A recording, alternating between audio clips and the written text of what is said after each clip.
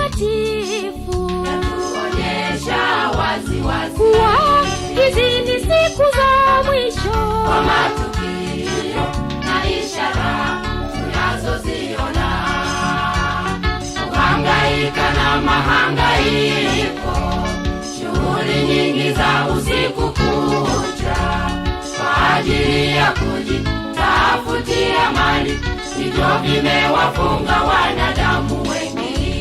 Mwanadamu siku hizi anatamani mchana ungeongezeka tena, ili yeye aweze kwenda huku na huko kwa ajili ya kujitafutia mali.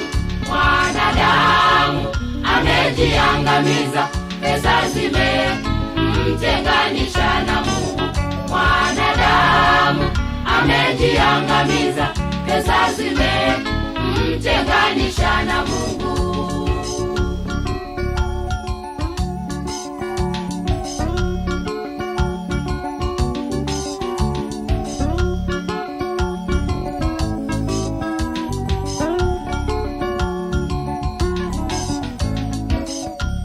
Kwetu sisi tuliookoka, neno la Mungu latushauri kuridhika na kutosheka na vitu vyote tulivyo navyo, asema Bwana. Kwa maana hatukuja na kitu, tena hatuwezi kwenda na kitu, ila tukiwa nacho chakula nazo nguo turidhike navyo, asema Bwana Mungu.